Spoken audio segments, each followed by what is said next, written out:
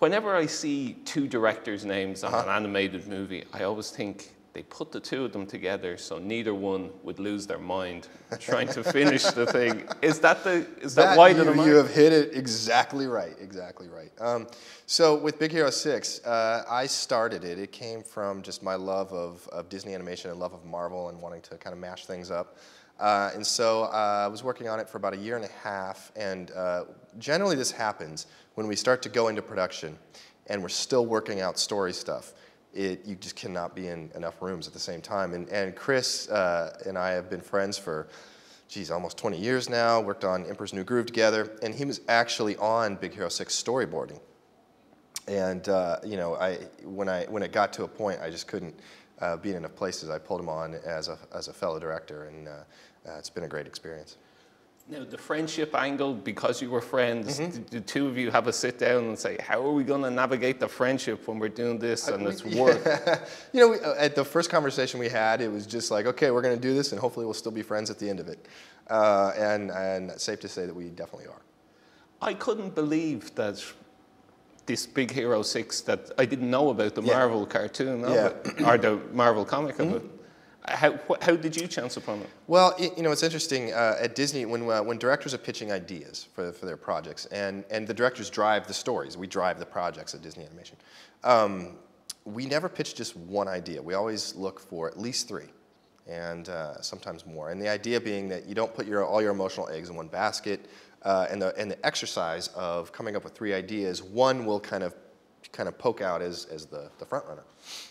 So after I had that initial conversation with John Lasseter about wanting to do this, taking my love of Disney, my love of Marvel, and kind of mashing it up, he said, "Go for it, go find something." And I just would spend my lunch hours when I was finishing up Winnie the Pooh, looking at the Marvel website, just collecting lists, making lists of things that I thought was cool. And I came across Big Hero 6, and I just liked the title. I thought it sounded cool. And I looked at it further, and it was a Japanese superhero team. I was like, oh, that's really interesting. And I actually got my hands on the comics and read them, and I loved the tone. It was very light. You could tell that the creators loved Japanese pop culture. I love the characters' names. They had goofy names like Honey Lemon and Wasabi No Ginger and all that. But really, what we also saw is that there could be a really emotional story there. With this 14-year-old super genius who loses his older brother, and this robot who becomes essentially a surrogate big brother, and so even though it was really obscure, it kind of had all the elements of something great, and so when I pitched it, along with some other projects to John, this is the one he gravitated towards. All right, let me get this straight. A man in a kabuki mask attacked you with an army of miniature flying robots. Microbots? Baymax, tell him. Yes, officer. Microbots? Yeah, he was controlling them telepathically with a neurocranial transmitter. Come on! I am not fast. Yeah, no kidding! Go, go, go, go! So Mr. Kabuki was using ESP to attack you and Balloon Man.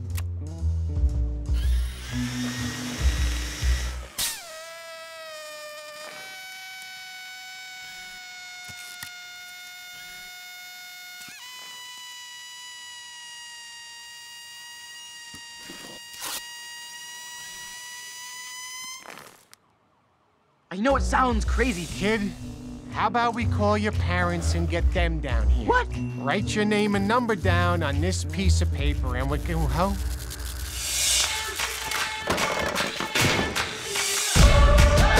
gotta catch that guy. But first, you're gonna need some upgrades.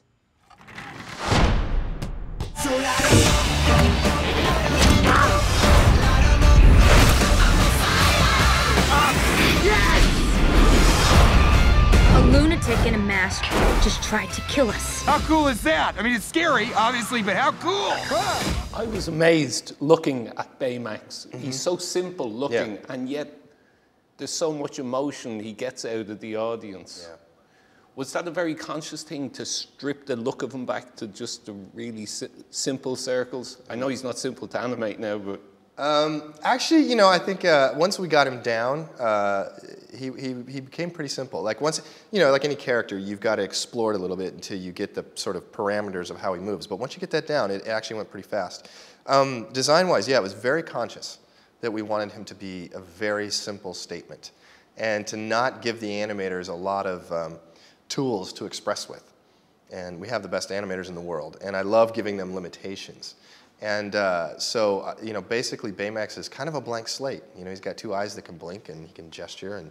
But I think there's something about how, like, you, as an audience member, project yourself into that character, It's actually, it kind of draws you in, because there's not a lot of, visual expressions going on. So, and there was a term I found in, when we were doing robotics research. It's called the uncanny valley. When robots become too human-looking, they get really creepy. It just creeps everybody out. And so I was really conscious of trying to stay far away from that. With the animators, did they say, no, it's too simple looking if we go this way, or?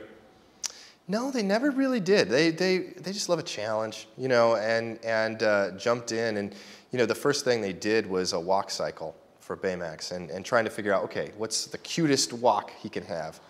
And they looked at all kinds of stuff, all kinds of videos from nature, and our animators determined that there are 3 cute walks, and they showed me walk cycles for each one. The first one is the toddler, so Baymax walked like a toddler.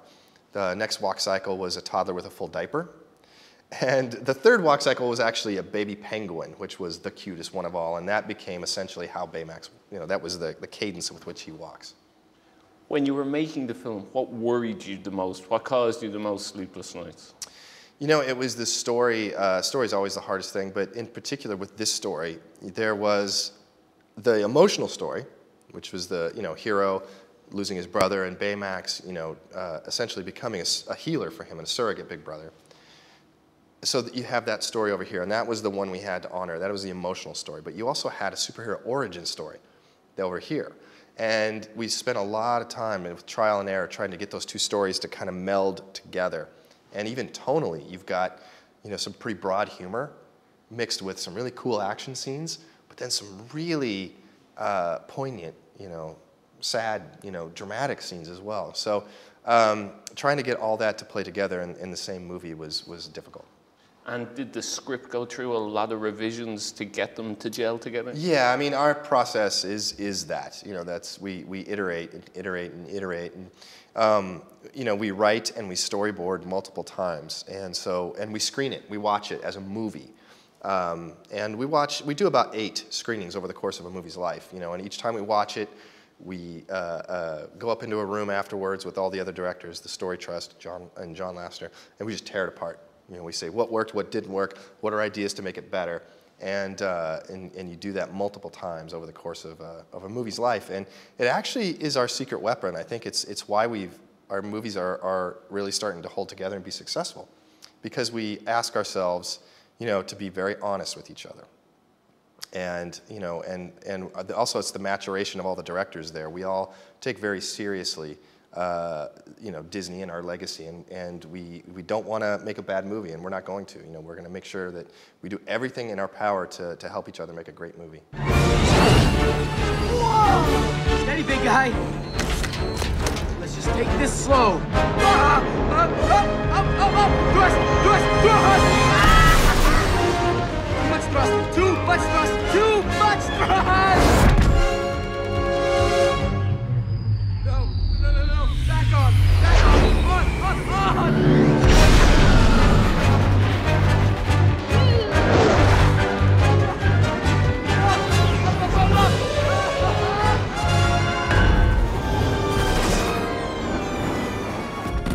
Oh man, maybe enough flying for today.